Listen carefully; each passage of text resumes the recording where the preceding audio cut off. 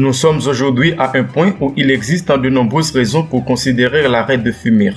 L'utilisation du tabac ainsi que celle des cigarettes électroniques qui consiste à inhaler un mélange de saveurs, de nicotine et de produits chimiques puis à les jeter dans un film brune n'a jamais été sans danger. De nombreux fumeurs ont tenté à plusieurs reprises de briser ce vice après avoir réalisé à quel point il est mortel, mais leurs efforts ont été vains. Il est vrai qu'il y en a d'autres qui ont heureusement réalisé à l'arrêter, mais très peu. Selon quelques études sur le coronavirus COVID-19, ils ont conclu qu'il se nourrit des poumons, ce qui en fait une menace totale pour les fumeurs. Une fois que l'infection atteint le nez ou la gorge, elle commence à se déplacer lentement dans les voies respiratoires, provoquant une inflammation en cours de route. Pour vaincre rapidement l'infection, les poumons doivent être en excellente condition. Si les recherches sur les effets à long terme de l'utilisation des cigarettes électroniques sur la santé sont encore limitées, au regard de ce que nous savons sur le tabagisme, le COVID-19 et d'autres infections respiratoires, les experts de la santé affirment avec confiance que cela augmentera non seulement votre risque de développer des complications dues au coronavirus, mais aussi les chances de contagion. Il a été démontré que la plupart des produits chimiques présents dans le vapotage produisent une irritation dans le long des voies respiratoires, qu'elles soient hautes ou basses. Ce dernier produit une altération et une irritation du système de défense et une activation du système des macrophages. En outre, il augmente l'expression de certains récepteurs auxquels le virus s'est fixé. Le vapotage favorise l'expression de ces récepteurs et modifie en même temps le système de défense au niveau pulmonaire. Il prédispose des affections à être plus graves, a averti un cardiologue membre de la Fondation argentine de cardiologie. Comment l'utilisation de la cigarette électronique endommage-t-elle les poumons?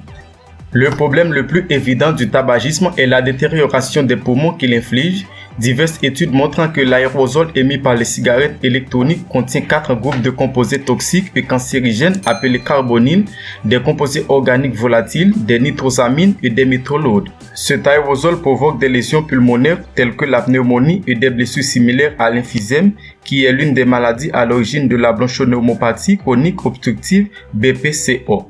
Ces produits chimiques agressifs endommagent immédiatement les cellules du système respiratoire responsables de la régulation du système immunitaire, qui est la première ligne de défense de l'organisme pour éliminer les maladies respiratoires telles que le COVID-19.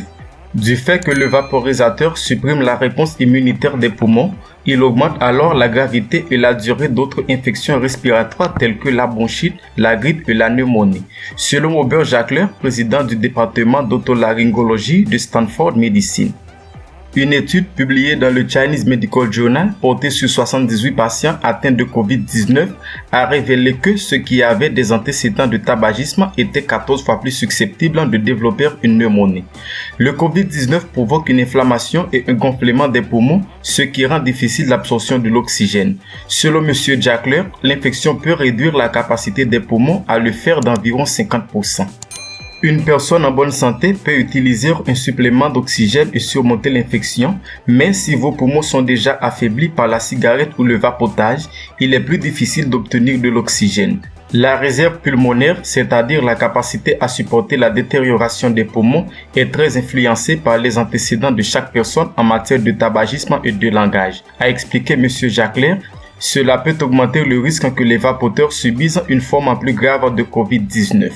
Les personnes ayant des problèmes de santé sous-jacents, tels que des problèmes cardiaques ou pulmonaires, peuvent être plus exposées à des graves complications dues au COVID-19, a déclaré le porte-parole de la FDA, Michael Fabelbaum, dans un email aux réponses aux questions de Bloomberg. Cela inclut les personnes qui fument ou qui utilisent des produits du tabac ou de la nicotine. Des experts sur le domaine de la santé ont spéculé que le vapotage provoque l'hospitalisation de jeunes patients aux États-Unis avec COVID-19 à un taux plus élevé que prévu.